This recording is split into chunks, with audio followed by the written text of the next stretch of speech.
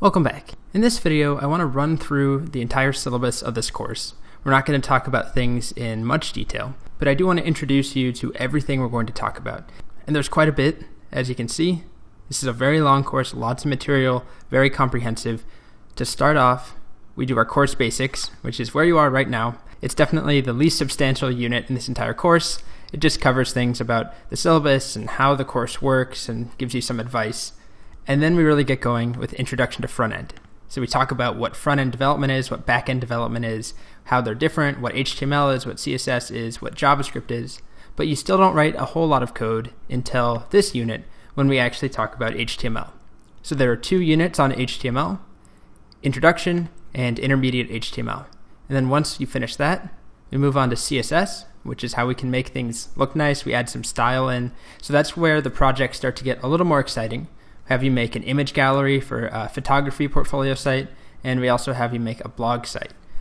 So 2 units on CSS, Intro and Advanced. We talk about things like typography, fonts, including custom fonts, using Google Fonts, forms, validations, lots of topics. Then we talk about Bootstrap, which is a CSS and JavaScript framework that helps you make nice looking websites really quickly and easily. And in that unit, we make a few projects, including a portfolio site and a startup landing page, or a home page for a startup. Then we hit JavaScript, and that's where things, in my opinion at least, start to get really interesting and exciting. We start talking about our first real programming language, JavaScript.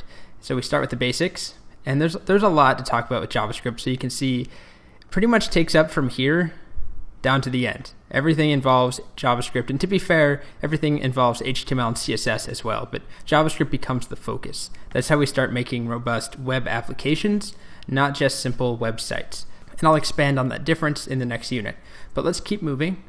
So JavaScript basics, then we talk about something called control flow, which is how we add basic logic into our applications with JavaScript. And then something called functions, JavaScript arrays and objects, 2 different data structures. And then we move on to my favorite topic, which is DOM manipulation, which is how we actually interact with HTML and CSS using JavaScript. So to some of you, that might just be a bunch of random words you've never heard in your life, or that you can't really make sense of. Basically, it's how we start making things exciting. When I click on a page, something happens. We can start changing colors, animating things, moving things across the screen. It's very visual and fun. Then we have another unit on DOM events, which is some other DOM manipulation that we can focus on. And then we have a color game project, which is a substantial and pretty complex game that we make together. It's an entire unit. It's 8 or 9 videos creating this game. So it's a pretty legit project. And then we move on to a really popular library called jQuery, and we focus on that for 3 units. Introduction to jQuery, Advanced jQuery, and then we build a really nice looking responsive to-do list project together. So that's a code along as well, and it's an entire unit, 7 or 8 videos there too. And then we have a big switch. So everything up until this point, excluding the first course basics unit, talks about front-end web development, which we talk about what that means and what the difference is, front-end and back-end, full stack, all that stuff in the next unit. But I'll just point out, this is all front-end. This is all back-end. So right here, there's a big line where things shift.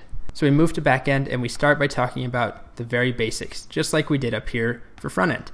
So what is the back-end? What are the different things that are involved? We talk about some diagrams, we draw some things out, and I show you some examples of sites and how the back-end is set up on some popular websites. And then we talk about the command line. How do you navigate through the command line or the terminal? What are the different commands you enter? Definitely the most hacker-looking thing that we cover. If you've ever seen like a stereotypical hacker scene in a movie, they're usually typing things into the command line. So we will be talking about that and using that for the rest of the course. Then we talk about Node.js, and this is an introduction to Node.js, and then an introduction to Express, which is a Node framework that we'll be using. Again, I know that's just a bunch of words, but it's a Node framework we'll be using to create our web applications, and we continue with those 2 things for the rest of the course. So then we talk about Intermediate Express, basically some more advanced topics, and then we get to something different, Yelp Camp Basics. And you'll notice there's a few different instances of Yelp Camp. Yelp Camp Basics, Yelp Camp Data Persistence, Yelp Camp Comments, Yelp Camp Adding Auth, and Yelp Camp Cleaning Up. And Yelp Camp definitely starts to sound weird after you repeat it enough times, but what it is is a complex application that we create together, and it's one that we keep revisiting. So rather than one-off small projects where it's really hard to get to something substantial with just one unit or just a few videos, this is a big project that we continually revisit.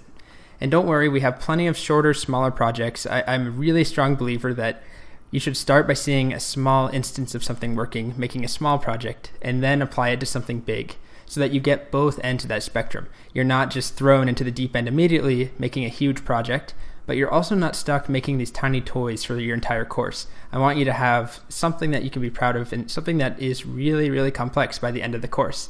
So Yelp Camp is a Yelp-like clone for campground, campsites, and outdoor activities. So you can create campgrounds, have photos, leave comments, all sorts of fun things, log in, authentication, we talk about authorization, and every time we learn a new feature, we go add it into Yelp Camp. So we start there, Yelp Camp Basics, that's the first time we see the app, and we set up the very basic structure. Then we talk about databases, and we talk about MongoDB, which is the particular database that we'll use, and we make a small project there. And then we go back to Yelp Camp and add in MongoDB so that we now have a database connected to Yelp Camp. And then we talk about a really important topic called RESTful routing. This is an architecture, it's a way of planning our applications, a pattern that we follow called REST. And we build a nice looking blog app using RESTful routes and a new CSS and JavaScript framework called Semantic UI, which is similar to Bootstrap, which we learned earlier in the course right here. And the idea there is just to expose you to another technology, another popular framework. Hopefully you start to see some of the similarities and draw some comparisons there. Then we move on to one of the more important units, database associations. So how do we have multiple things in our database that are connected, like users and comments, or blog posts and comments in tags and votes, and how are they all interrelated and connected to one another?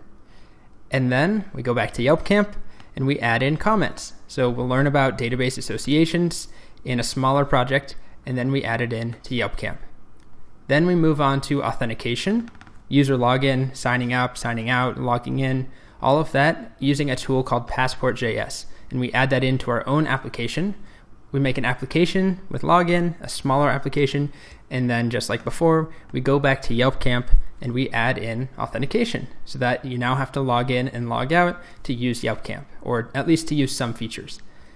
And then we have another unit of Yelp Camp where at this point we've covered so much that we need to go back and clean some things up, refactor, which basically means move some code around, rewrite some code so that it's cleaner, shorter, more modular. So you'll see exactly what I mean in that unit, but it's devoted to reorganizing this large app because at that point it's gotten very large. And then we talk about authorization, which is another important topic, which is basically user permissions, different levels of things that users are allowed to do. So authentication is just letting people log in. Authorization is making sure that when I'm logged in, I can only delete photos that belong to me or edit comments that I created. I can't screw with somebody else's comments or someone else's posts unless I have permission to do that. So we talk about how that works, and we add it into Yelp Camp. There's definitely a lot of stuff that we cover, a lot of technologies, but the key point is that we go through this in a very logical and well thought out order. I've taught all of these technologies multiple times over to tons of different classes, different students. It's much less intimidating than it might seem. You don't have to be thinking ahead the entire time. But what I will do, rather than just going straight ahead and just doing one unit at a time, we do have certain lectures that are optional, these lessons that are looking ahead and looking back. So basically at certain points in the course, I'll take a moment to say, here's what we've covered, here's where we're going, so that you can start to have a mental map of where we are. Often I found that students get lost sometimes and they don't have a big picture vision in their head of where they are. They just put their head down and focus on what's immediately in front of them. So that is important, but it's also important to come up for air occasionally and talk about where we've come and how much further we have to go and basically draw that line. Okay, so there's a lot of really exciting material, lots of fun projects we get to. Let's go ahead and get started by talking about an introduction to front-end web development.